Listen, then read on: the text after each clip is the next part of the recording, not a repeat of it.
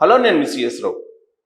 తిరుమల నెయ్యిలో కల్తీ జరిగింది. దానికి సంబంధించినటువంటి రిపోర్ట్స్ ల్యాబ్ నుంచి వచ్చాయి.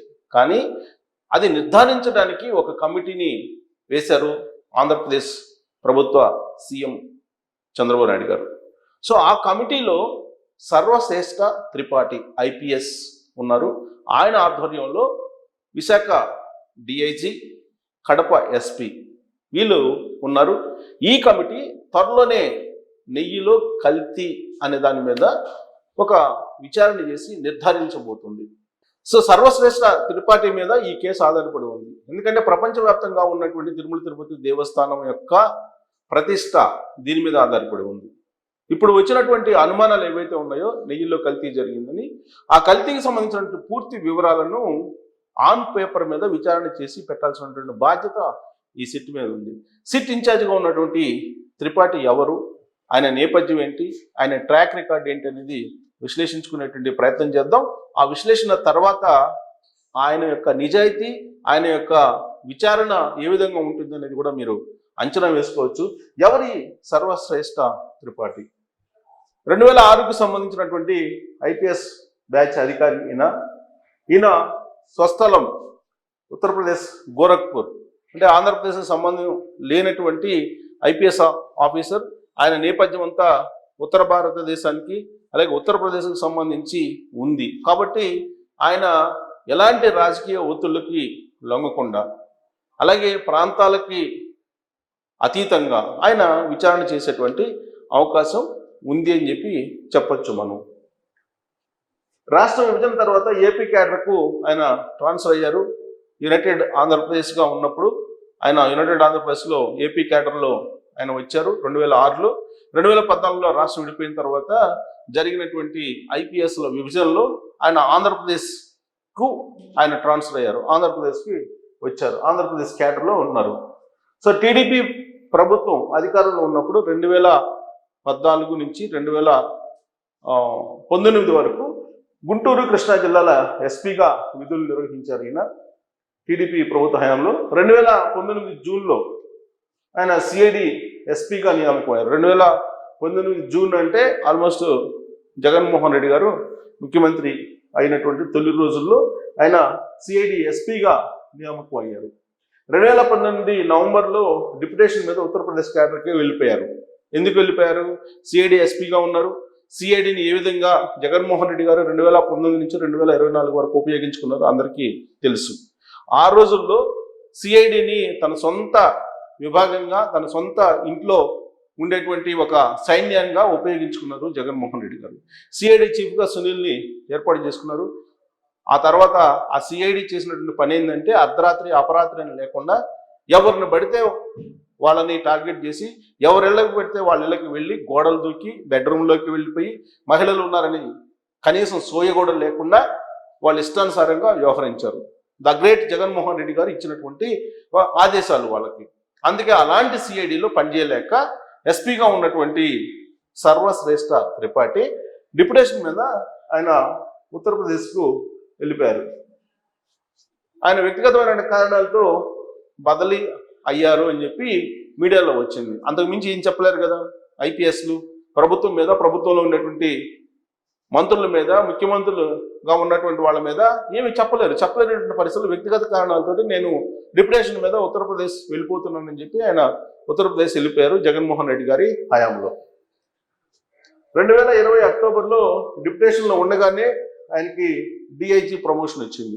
సో సహజంగా ఐపీఎస్లకు ఏంటంటే డిప్యుటేషన్లో ఉన్నా లేదంటే వేరే స్టేట్ డిప్యుటేషన్ మీదకి వెళ్ళినా ఆయన కెరీర్లో వాళ్ళ యొక్క ప్రమోషన్లు నడుస్తూ ఉంటాయి.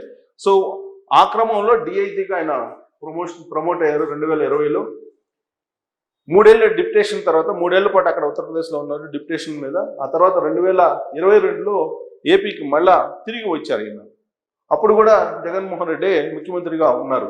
2023లో డీజీపీ ఆఫీస్లో DIG admin post, so DGP ఆఫీస్లో డిఐజీ అడ్మిన్ పోస్ట్ ఇచ్చారు. అంటే మిగతా విధులకు సంబంధించి బయట జగన్మోహన్ రెడ్డి గారు ఏవైతే చెప్తారో వాటికి సంబంధం లేనటువంటి పోస్టులో ఆయన ఉన్నారు. ఎందుకంటే డిప్యుటేషన్ మ్యాక్సిమం 3 ఇయర్సే కాబట్టి ఉత్తరప్రదేశ్కి వెళ్ళి అక్కడి నుంచి తిరిగి మళ్ళీ ఆంధ్రప్రదేశ్కి రావాల్సి వచ్చింది. వచ్చినటువంటి ఆయన డీజీపీ ఆఫీసులో డీజీపీ ఆఫీస్లో అడ్మిన్ పోస్ట్లో జాయిన్ అయ్యారు. జస్ట్ ఇది క్లరికల్ వర్క్ లాగా ఉంటుంది. అందుకే అది సేఫ్ అనుకున్నారు. ఎందుకంటే జగన్మోహన్ రెడ్డి గారు చెప్పేవన్నీ కూడా ఏ పోలీస్ అధికారి మార్గదర్శకాల ప్రకారం చేయాలంటే చేయలేరు. అందుకే బహుశా నేను అనుకోవడం త్రిపాఠి గారు ఈ పోస్ట్ని ఎంచుకొని ఉంటారు. అందుకే ఆ పోస్ట్ సేఫ్ అని చెప్పేసి ఆ పోస్ట్లో ఆయన కొనసాగారు 2023లో. 2024 జనవరి 31న సిఐడి ఐజీగా నియామకం వచ్చింది. సో చివరి నిమిషంలో జగన్మోహన్ రెడ్డి గారు దిగిపోతారనగా అప్పుడు సిఐడి ఐజీగా ఈయన్ని నియమించారు. అప్పటికే సిఐడి భ్రష్టు పట్టిపోయింది. సిఐడి మీద అనేక ఆరోపణలు వచ్చాయి. సునీల్ చేసినటువంటి అరాచకాలు కొన్ని అయితే దానికి పరాకాష్ఠలు చేశారు. ఆ తర్వాత వచ్చినటువంటి సంజయ్ సిఐడి చీఫ్. సో అప్పటికే ఆ డిపార్ట్మెంట్ మీద నమ్మకం పోయింది ప్రజలకి, అలాగే పార్టీలకు నమ్మకం పోయింది. ఆ క్రమంలో సిఐడి ఐజీగా ఆయన బాధ్యతలు స్వీకరించారు జనవరిలో. సో చిలకలూరుపేట ప్రధాన మీటింగ్లో భద్రతా లోపంతో వైసీపీ భక్త ఐపీఎస్లు బదిలీ అయ్యారు. అది అందరికీ తెలిసింది. చిలకలూరుపేటలో కూటమి ఏర్పడిన తర్వాత మొట్టమొదటి సమావేశం జరిగింది. ఆ సమావేశానికి నరేంద్ర మోడీ, అలాగే చంద్రబాబు నాయుడు గారు, పవన్ కళ్యాణ్ గారు అందరూ పార్టిసిపేట్ చేశారు. నరేంద్ర మోడీ గారు అందరూ కూడా. దానికి ఆ సమావేశానికి సభకి సరైనటువంటి భద్రత ఇవ్వలేదు అనేటువంటి ఉద్దేశంతో అప్పుడు ప్రకాశం జిల్లా, అలాగే పల్నాడుకి సంబంధించిన జిల్లా వీళ్ళ మీద చర్యలు తీసుకున్నారు. వాళ్ళు వైఎస్ఆర్ కాంగ్రెస్ పార్టీ భక్తులుగా వ్యవహరించి కనీసం నరేంద్ర మోడీ గారు ప్రధాని హోదాలో వచ్చినటువంటి మీటింగ్కి కూడా సరైనటువంటి భద్రత కల్పించలేదు. అందుకే వాళ్ళ మీద అప్పట్లో ఎన్నికల కమిషన్కి ఫిర్యాదు చేసి ఎన్నికల కమిషన్ ఫిర్యాదు తీసుకొని పరిశీలించిన తర్వాత వాళ్ళని బదిలీ చేసింది, వేటు వేసింది. 2024 ఏప్రిల్ 4న గుంటూరు రేంజ్ ఐజీగా నియమించింది త్రిపాఠి గారిని. ఈసీ ఎన్నికల కమిషన్ నియమించింది గుంటూరు రేంజ్ ఐజీగా. ఇక అప్పటి నుంచి స్టార్ట్ అయింది వైఎస్ఆర్ కాంగ్రెస్ పార్టీ వాళ్ళకి. ఎందుకంటే అప్పటి వరకు వాళ్ళు ఇష్టానుసారంగా చేశారు. సో ఎప్పుడైతే త్రిపాఠి గారు ఐజీగా వచ్చారో గుంటూరు రేంజి అప్పటి నుంచి వాళ్ళ ఆటలు సాగకుండా మెరుగుపడ్డాయి. ఎన్నికల సమయంలో పల్నాడు జిల్లాలో వైసీపీ దాడులు, ఇష్టానుసారంగా వైసీపీ దాడులు చేశారు. మనం చూసాం పిన్నెల్లి రామకృష్ణారెడ్డి గారు ఏం చేశారనేది. ఆయన పోలింగ్ బూత్లోకి వెళ్ళి ఈవీఎంలే పగలగొట్టారు.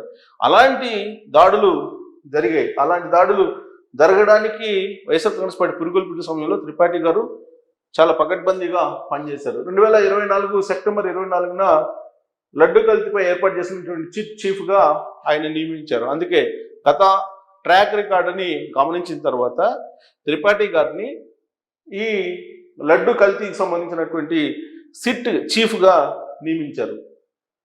సో సిట్ సభ్యులుగా గోపీనాథ్ శెట్టి, హర్షవర్ధన్ రాజు, ఒకళ్ళేమో విశాఖ డిఐజీ, మరొకళ్ళేమో కడప ఎస్పీగా ఉన్నారు. వాళ్ళిద్దరిని వేశారు. వాళ్ళిద్దరూ సభ్యులుగా ఉంటారు, మెంబర్స్గా. విశాఖ డిఐజీగా ఇప్పుడు గోపీనాథ్ జెట్టి ఉన్నారు, కడప ఎస్పీగా హర్షవర్ధన్ రాజు ఉన్నారు. వాళ్ళిద్దరిని మెంబర్స్గా వేశారు. చీఫ్గా త్రిపాఠి ఉంటారు. సిట్ నివేదిక వాళ్ళు ఇవ్వబోతున్నారు. వాళ్ళు ఇచ్చేటువంటి నివేదిక ఆధారంగా నెయ్యి కల్తీ బాధ్యులపైన కఠినటువంటి చర్యలు తీసుకునేటువంటి అవకాశం ఉంది. ఆ సిట్ ఎంత సీరియస్గా పనిచేస్తుంది, సిట్ వేయడంలో ఎంత సీరియస్నెస్ ఉంది అనేదానికి నిదర్శనంగా త్రిపాఠి గారి నియామకమే మనకు ఒక ఉదాహరణగా కనిపిస్తూ ఉంది. సో కాబట్టి సిట్ ఇచ్చేటువంటి నివేదిక బేస్ చేసుకొని రాబోయేటువంటి రోజుల్లో ఈ కల్తీ చేసినటువంటి వాళ్ళు ఎవరైతే ఉన్నారో వాళ్ళు ఎవ్వరు తప్పించుకునేటువంటి అవకాశం లేదు. వాళ్ళు తిరుమల తిరుపతి దేవస్థానం బోర్డు మెంబర్స్ అయినా, లేదా ఆ మెంబర్స్ మీద ఉన్నటువంటి చైర్మన్ అయినా, ఆ చైర్మన్ మీద ఉన్నటువంటి ప్రభుత్వంలో పెద్దలైనా సరే ఎవరు తప్పించుకునేటువంటి అవకాశం లేదు.